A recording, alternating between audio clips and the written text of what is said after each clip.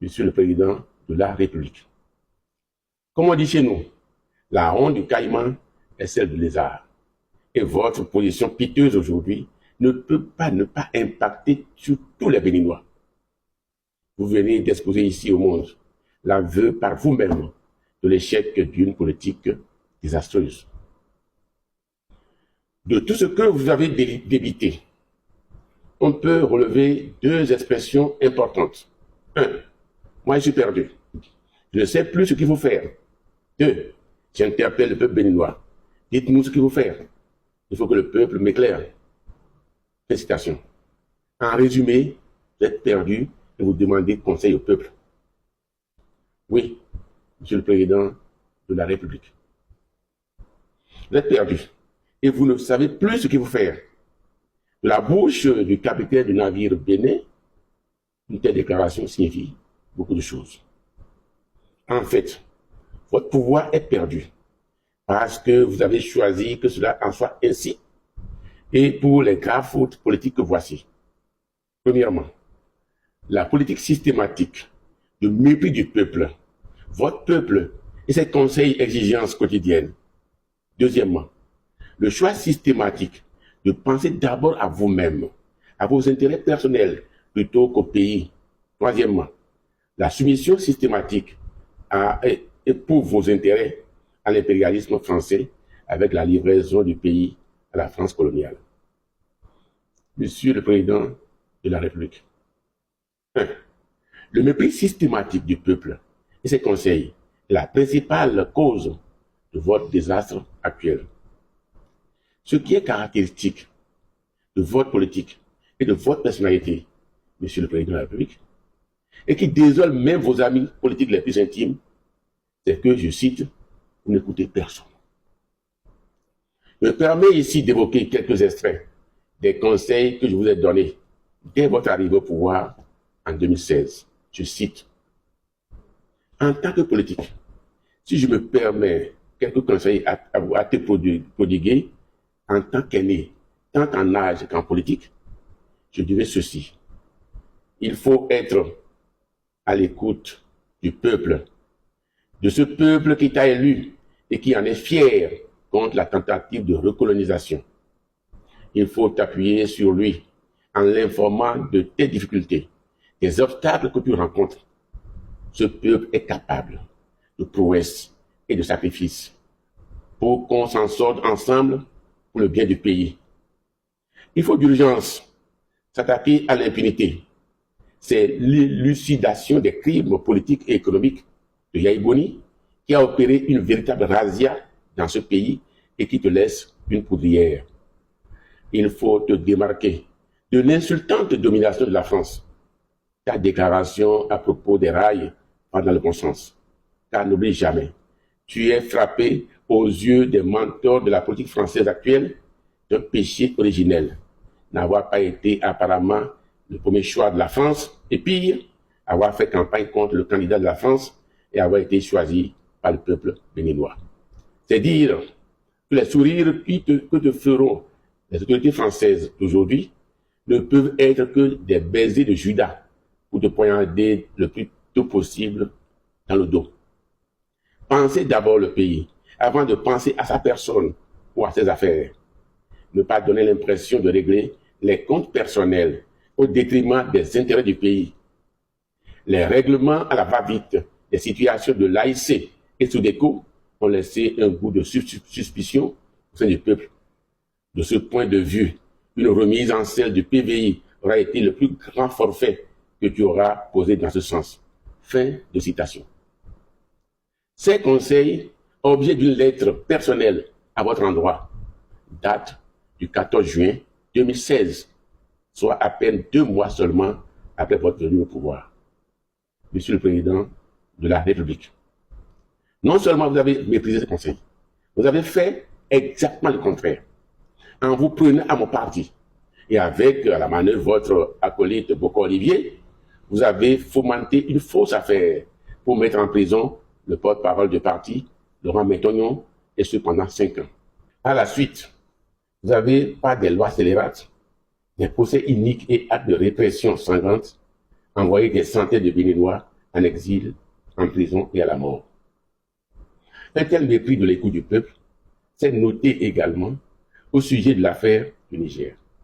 Et les conseils que vous semblez demander aujourd'hui vous ont été donnés dès la survenue des événements le 27 juillet 2023.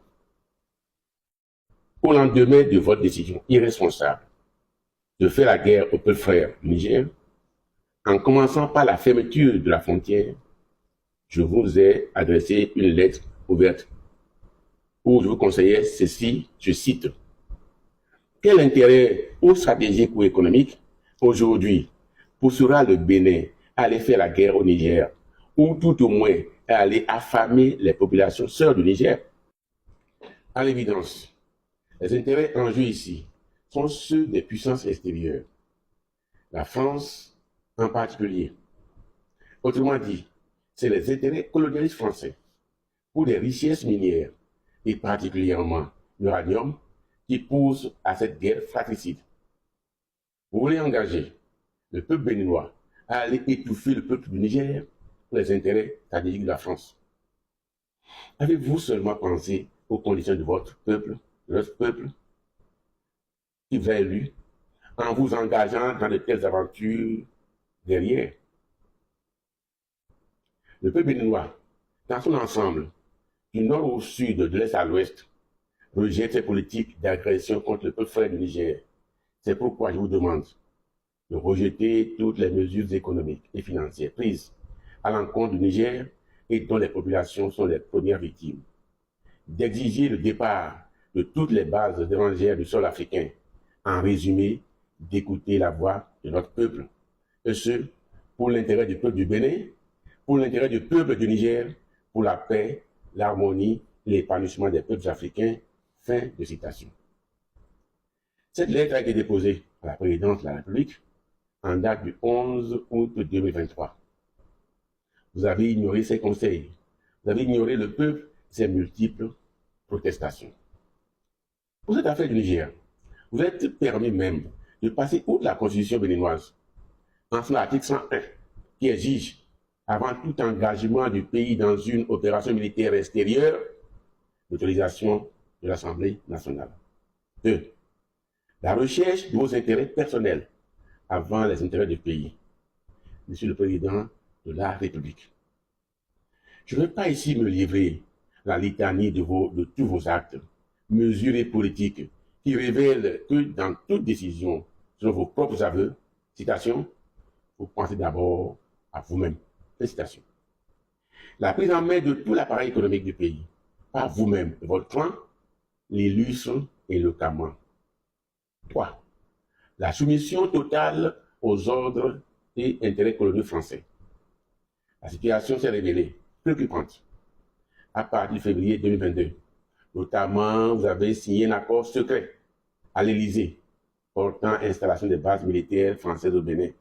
Accord dont votre porte-parole et l'ambassadeur français au Bénin ont toujours nié l'existence, mais que votre mentor, le président français Macron, n'a pas hésité à révéler.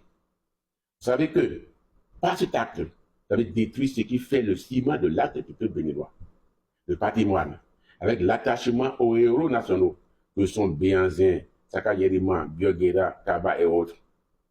Monsieur le Président de la République, au regard de vos actes et politiques, vos déclarations sonnent faux aujourd'hui et ne peuvent susciter que mépris de la part des destinataires. Vous avez, contrairement à vos déclarations, contribué à casser la CEDEAO, à diviser les peuples de la sous-région. Pour cela, je rappelle deux actes suivants. Premièrement, la CEDEAO a décidé de créer une monnaie commune appelée ECO. Mais sur ordre de Macron, vous avez, avec Ouattara, à la manœuvre, créé, pour torpiller cet instrument de l'union des peuples, une autre monnaie qu'on appelle ECO-CFA en 2019. Monnaie dont vous venez d'obtenir l'autorisation de ratification par le Parlement. Comment peut-on appeler cela? 2.